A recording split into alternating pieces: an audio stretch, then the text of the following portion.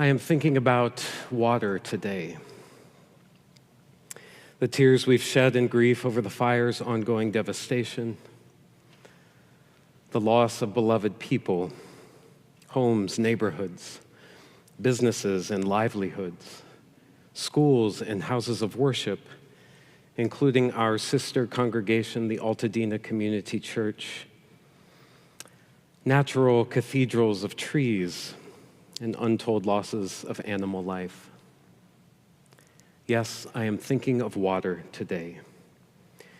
Tears from burning eyes and toxic air, especially among our unsheltered neighbors and those without the means or ability to evacuate, and those suddenly without homes. I am thinking about water today. Its abundance in atmospheric rivers of the last 2 winters here in LA, which caused the incredible flourishing of our mountain flora, and now the rain's near total absence since last May, which left that flora critically vulnerable to fires fanned by incredibly strong winds. I am thinking about water today. Its eventual absence in the tanks and hydrants of the Pacific Palisades, its absence in grocery stores as concerns about the toxicity of tap water grow, and its abundance in donation and collection centers around our city. I am thinking about water today. The sweat of firefighters and first responders and their remarkable courage, perseverance, and strength. I am thinking of the thousands of these brave souls, 800 of whom face re-incarceration when their life-saving work is done. And thousands more firefighters and workers who have come to our aid from Mexico and Canada and around the US. I am thinking today of what Jesus called living water. Water as the work of love in the world. The water so many in our city of angels have offered neighbors, friends, strangers, and pets alike over the past week.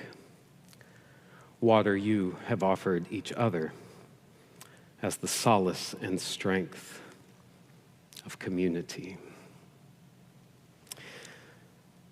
2001, A Space Odyssey, opens on 2 groups of primates, alluding to our evolutionary beginnings and our timeless tendencies toward tribalism, suspicion of others, the inability or unwillingness to communicate, and finally the breakdown of civility and the violence that follows. And it all happens because one group takes water from the other's well.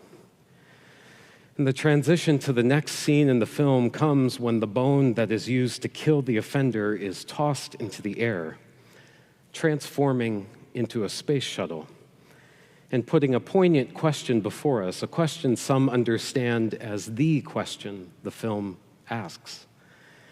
Is technology our only real advancement as a species? Or have we finally abandoned self-centered ways and nurtured new, more loving and just ways of relating to others and the world? Jesus comes to the waters of the Jordan River to be baptized by his cousin John with not a dissimilar question. Jesus is baptized, he says, to fulfill God's justice. Said another way, to make real God's intentions for the world. Stepping into the waters, Jesus reveals his life will be not a perfect, holier-than-thou persona, but an imperfect, humble posture of radical openness to love. And fitting that this cinematic-like scene in the gospel is also quickly pans to the heavens, which dramatically announce Jesus' belovedness, God's precious own. And when we really wade into these waters, we will hear the same thing said of us too. We are God's beloved, God's precious own, and so is everyone else. The imperative of sacredness is love, and so Jesus arises, his life to become love's tangible substance. And this is the question at the waters that anticipates our reply. How is love unfolding in our lives? In A Space Odyssey, Dave, on a mission to Jupiter, because intelligent life has been found, risking his life to rescue a colleague floating in space, he picks him up in the most tender way with the mechanical arms of his spaceship. While Dave fails to save his friend, it signals to the higher beings, or being in the film, how loving a human being can be. It is at this moment that Dave is sent through this portal, this stargate, to become what is next for the human race.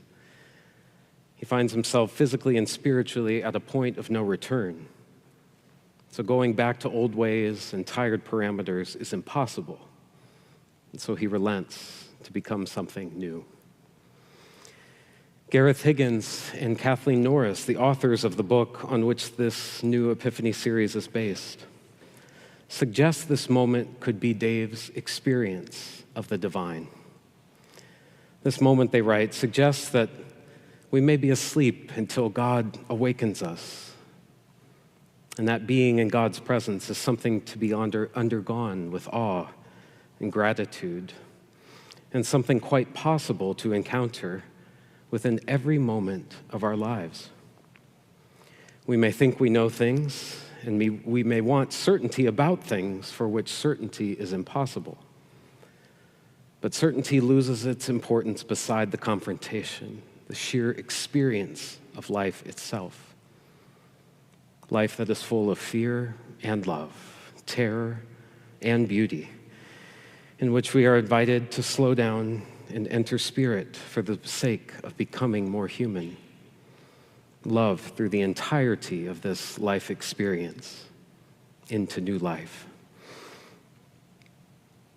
There are moments in our lives that shatter before us like the glass shatters on the floor in the room where Dave's rebirth finally begins. This week has felt like such a moment for LA. But amid unbearable loss, our city has become a well for parched lands and lives. And I believe with all my heart we will continue to endure. We will rise and rebuild, and we will love all of us into new life again. We live in a time of extremes, writes Father Charleston. Extreme weather, extreme events, extreme politics, and extreme anxiety. So much beyond our control.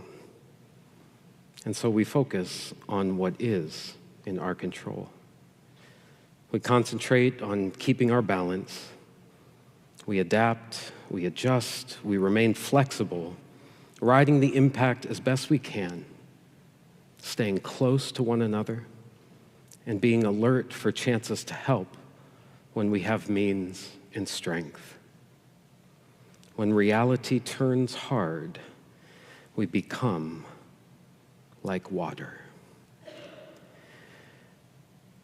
And so begins our Epiphany series, a cinematic journey to deeper spirituality with what LA does best. What many of you sitting here and at home do best and bring to life with unbelievable creativity.